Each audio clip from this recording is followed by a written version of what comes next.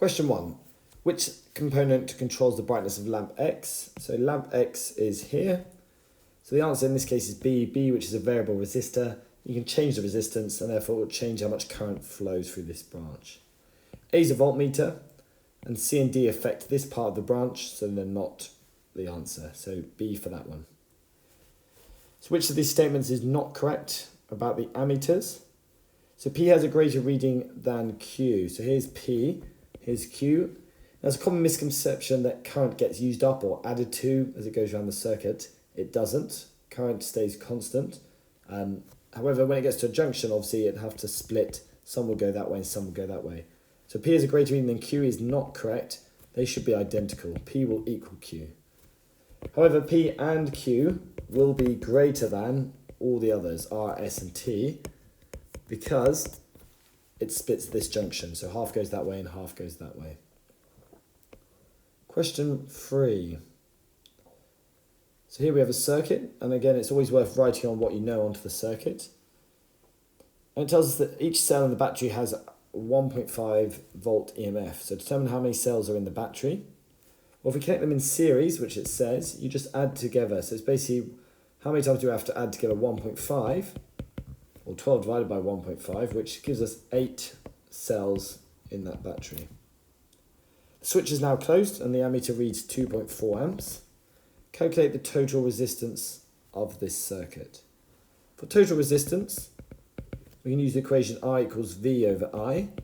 In this case, the V is the EMF, which is 12. That's the total voltage. And the current is 2.4, because that's the current flowing out the battery. That gives us an answer of 5 ohms. Each lump has a resistance of 3 ohms. Calculate the total, the resistance of Q. So we know this one's 3 ohms and this one's 3 ohms. And we know the total is 5. So let's work out what the combined... Now the temptation is just to go 2 ohms, but that's not what's going on here. We need to work out the combined resistance of this part first to work out what Q must be. Now they're in parallel. So remember, R in parallel, there's either two equations. You either times together the two resistances, then add them. Remember, you only have 2 in parallel for GCSE. Or you can use the equation 1 over RT equals 1 over R1 plus 1 over R2. You can do that. 3 times 3 over 3 plus 3. You'll get 1.5 ohms. So if that's 1.5 ohms and the total is 5, then 5 minus 1.5 will give us our answer. It must be 3.5 ohms Q. Draw the circuit. Add a voltmeter that measures the potential difference across the 2 lamps. So if you want a voltmeter to go for both lamps, you need to make sure the voltmeter goes around both. So it could be something like that, as long as this connection is either side of the 2 lamps. Then to calculate the power supply to one lamp, we're going to need to use P equals IV. Now, we know... Do we know the voltage? No, I don't think we do know the voltage, but we can work that out in a second. We know the current flowing through each branch because 2.4 amps flows into this junction. It's going to split in half because they're identical bulbs. So each one's going to get 1.2 and 1.2 amps. So I is 1.2. Now to find V, we can use V equals IR. Or we could just substitute that into the equation and use P equals I squared R. But let's do it this way. V equals IR. So take one of those lamps. We know the current, as we said, is 1.2. We know the resistance is 3. So that's going to give us a voltage of 3.6. So I can now go into this equation. 1.2 times 3.6 gives me 4.32 watts as the power of that lamp.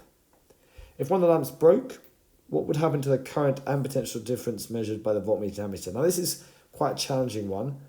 And what we're saying here is what would happen if one of those bulbs breaks. Let's tidy this up a bit. It won't let me tidy it up. So if one of these bulbs breaks, this part of the circuit's gone. And it now becomes a series circuit like this.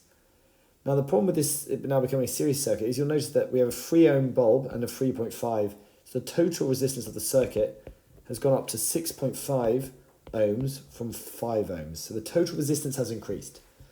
But the voltage or EMF supplied stays the same. So we've got more resistance but same voltage, so therefore the current is going to go down. So current is going to decrease because of that. The potential difference measured by the voltmeter, well, now to think about the voltage. So remember we've effectively got now 12 volts over a 3 ohm resistor, bulb, because one of the bulbs broke. The 3.5 ohm fixed resistor and the current here. Now the first thing to spot is we can work out the new current if we want to. I equals V over R. Again, the total voltage is 12 and the total resistance is 6.5. So that gives us a current of 1.84. So as discussed, the current has gone down to 1.84 amps from 2.4. Now what happens to the voltage? Well, we want the voltage here. Well, let's just work it out and see what's happened. So we use V equals IR. We know the current, 1.84, and we know the resistance is 3. So that gives us a voltage of 5.5 volts across there. And as you can see, that is more than we had originally. So the voltmeter reading is going to go up. The other way to think about it is the resistance of this part here has increased. It's doubled because we've lost one branch. So therefore the voltage is going to increase because voltage is proportional to resistance if the current's constant, although in this case it isn't. The graph shows how the resistance R of a thermistor varies with temperature T. The thermistor is connected in a circuit. At a temperature of 50, current in the thermistor is that. At this temperature, the voltage across the thermistor will be that. Okay, so let's first of all work out the resistance. So it's 50, so we dot up and dot across, show you're working, and we get 2,000 ohms. Careful, it's kilo ohms up there. We now know the resistance, so to work out the voltage, we've got V equals IR. We know the current is 0.004 times the 2,000, and that gives us 8. So your answer is D. A student sets up the circuit shown. In which circuit will both LEDs be lit? Now remember, this special thing about LEDs is they have a diode, and that only allows the current to flow in the direction of the arrow. And remember, it refers to conventional current. So this would light up, because remember, conventional current goes positive to negative, so that would get through there and it would light up. So let's go around this. Let's follow this around. This one comes around through there, all good. And also comes around here. Okay, that's not going to light up because it's going against that one. This one comes through there, all good, but then stops there, so no current would flow in that one. This one wouldn't go anywhere because it stops there. Likewise, this one wouldn't either. And finally, this one, which is good news, goes around like that. The resistors are there just to protect them, and they don't do anything, so the answer here is E. Question 6. If that circuit's set up, and a student makes the following statements about the readings on the voltmeter, which of these statements must always be true? So, V2 and V3 are in parallel, and the key thing we know is that V2 and V3 will be equal because in parallel the voltage is the same on each branch. There's only one resistor on each branch, so they'll get the full voltage of that branch there. V1 equals V2, that's not always true, that will depend on the relative resistances of those two. And Vs equals V1 plus V2, well that is true. Whatever voltage is supplied here must be used up in the circuit, whichever EMF is supplied, must be used up in the circuit. And if we follow one group of electrons around, they can go through there, and then through there, and then back. They've got to come back empty-handed, so therefore that is true. So 2 and 3 are true always, so that answer is D. Next question, we have an IV graph below for two light-dependent resistors. Explain which line represents the LDR in the dark. Now the key thing to remember about LDR is, well, you can think of it in a graph, is resistance against light level. As it gets brighter, the resistance drops. So if it's dark, that's going to equal a high resistance. So you'd want to write that first part of that. Dark means high resistance. And we're looking for the line with the highest resistance of those two. And one way you can think about this is, say, at a fixed voltage, say this value, which one has more current flowing? So this one has more current. If it has more current, it must have a lower resistance. This must be a low resistance. This must be a high resistance. So in this case, the answer must be line 2, because it's got a higher resistance there. You might be thinking, isn't it the gradient? Well, yes, it would be the gradient if this was a VI graph plotted like that, because R equals V over I. In this case, it's the inverse of the gradient. So you're looking for the shallower line with the higher resistance. Or, as I say, choose a voltage value And which one lets through more current is the one with a lower resistance. The graphs show the IV characteristics of a lamp and a thermistor. Explain how you can decide which graph is related to each component. Now the key thing is they do the opposite as they heat up. So as a lamp gets hotter, the resistance increases.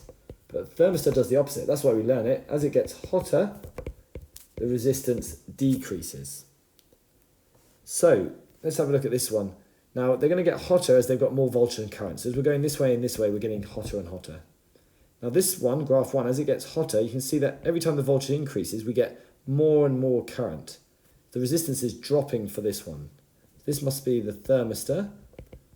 Whereas for this one, say we go from here to here, you can see that the current hardly increases. Whereas over here, if we go the same distance, we get a big increase. So that must mean the resistance here is increasing. We're getting less current for every volt. So this is our lamp. Circuit below is used to investigate the IV characteristics of components. We know the power, and the filament lamp can be changed. Describe how sufficient readings are taken to plot an IV graph. So this is the experiment that we did virtually. Now what you'd be doing is putting in whatever component you wanted here, so lamp bulb, thermistor, resistor. You'd then start at the highest resistance, probably best on the variable resistor. You're going to plug a table with I and V values in. You record the I value from the ammeter and the voltage value from there. Remember, I is current. So you might get, say 0 current to 0 volts, then 0.1 current to 0.1 volts, and so on. And you just keep adjusting the variable resistor's resistance so that you can get multiple readings. You can then plot those on a graph. This question asks you to find the combined resistance of the two bulbs. Note they're in series, so nice and easy, you just add them together, so 5 ohms. And then reading on the ammeter, remember that current is voltage divided by resistance. Now the total voltage is the EMF, which is 6 volts, divided by the total resistance, which is 5. 6 divided by 5 gives you 1.2 amps. The two bulbs in that question are now rearranged in parallel, so now we want to calculate the combined resistance of these in parallel. Mind you, use the equation where you times them together and then divide by them added together, and that will give you 1.2 ohms as the resistance there. Just check that. Yep, 6 divided by 5. Calculate the reading of the ammeter. Now you can apply V equals I to the whole circuit as it says there. So if we want the ammeter, we want I, which is equal to V over R. Again, we use the total voltage, so that's the EMF, 6 volts, divided by the current, which is coming out of it, which is 1.2. 6 divided by 1.2 gives us 5 amps. It asks for the potential difference or voltage across each parallel branch. Now remember, this is parallel, so they'll be the same. And the good news is, because it's a nice simple circuit, the EMF supplied will just be the 6 volts across each branch over there. So there's no calculation needed. Remember, in parallel, the voltage is the same on each branch. Now we calculate the current in each branch. It's kind of like a Sudoku, this. For the 3 ohm one, we know V and we know R, so I equals V over R. So that'll be 6 divided by 3, which gives you 2 amps in there. Now at this stage you could say, well, if it's 2 amps there, we know it's going to be 3 amps here, because the total is 5. But let's just check. I equals V over R, 6 divided by 2, and yet we get 3 amps flowing through there. So the 5 amps comes down, splits 2 and 3, and obviously we're going to get more current through the 2 ohm, because it has less resistance. Write an equation that relates the 3 currents in the following diagram. You see I is flowing up here and into this junction where it splits. Now remember, we can't lose current, it doesn't disappear down the back of the sofa, it's conserved. So we know that I must equal I1 plus I2 plus I3. Next year you'll learn about that being one of Kirchhoff's laws. Question 11. The battery of the circuit is shown here with an EMF of 6. Calculate the combined resistance of the 12 and 6 ohm resistor kept in parallel. So this part here, again, we're using the equation where we can times them together and then add them together on the bottom, or your 1 over equation. It's up to you which one you prefer. And for that you get 4 ohms. So to find the current in the 12 ohm resistor, well, we can use the equation I equals V over R. And we know that the resistance is 12, so we've just got to find the voltage across this parallel part.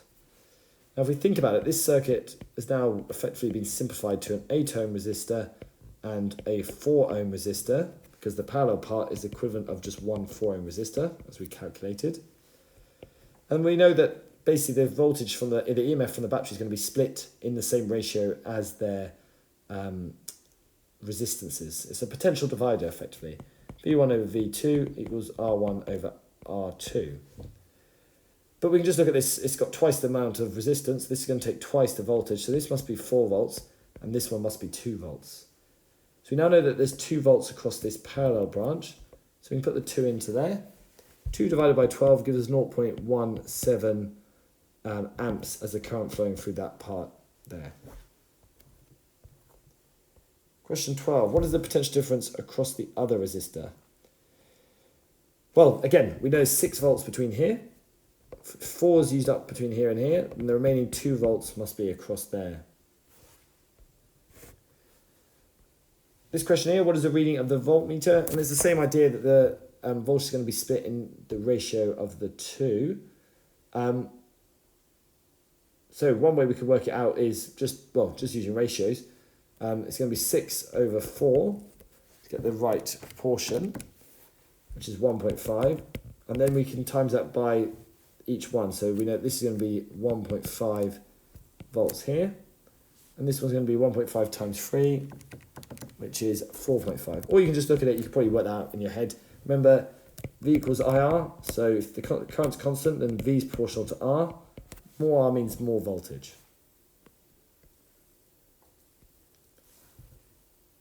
We've got this circuit here, each of resistance 150. What are the ammeter and voltmeter readings when the positive terminal of the voltmeter is connected to point F? So this goes here. Now we know that this covers both resistances, and they're the only components in this circuit with a voltage. So the full 6 volts from the battery must be dropped across those 2 resistors, so we'll measure 6 volts. What are the corresponding ammeter and voltmeter readings when the positive terminal of the voltmeter is connected to first to point G and then to point H? So when it's connected to G like that, we're measuring the voltage just over that. Now, since they've got the same resistance, they're both going to have 3 volts and 3 volts, because they're the only 2 components there. So when it's in that setting, it's going to measure 3 volts. When it's connected to point H, it's basically connected to itself, so it's then going to measure 0 volts, because there's no voltage between those 2 ends. In terms of the current, what will the ammeter read? Well, the current's going to stay the same for all of them. It's just I equals V over R. And as usual, we use the EMF, the total voltage, divided by the total resistance, which is 300, sum of the 2 because they're in series. And that gives me 0.02 amps. Circuit is now changed by connecting a light-dependent resistor in series with a resistor of resistance 1200 ohms. V2 is a second high resistance voltmeter. Okay, so when no light falls on the LDR, its resistance is 3600. When the only light falling on the LDR comes from a small lamp, its resistance is 1200. So calculating the readings of A and V2 when no light falls on it. So when no light falls on it, we know it has a resistance of 3600 ohms. To calculate A, well, what we've got here effectively is a circuit where we've got a 6 volt EMF over a branch with 2 150s, which is the equivalent of just 1 300. And over here, when it's dark, the total resistance is just 3600 plus the 1200. So that's 4800 ohms. So if we want to calculate the ammeter reading, we can use I equals V over R. But we need to find the combined resistance of those two. Now remember, you can use the parallel equation one, where you times them together and then add them together to get the total resistance.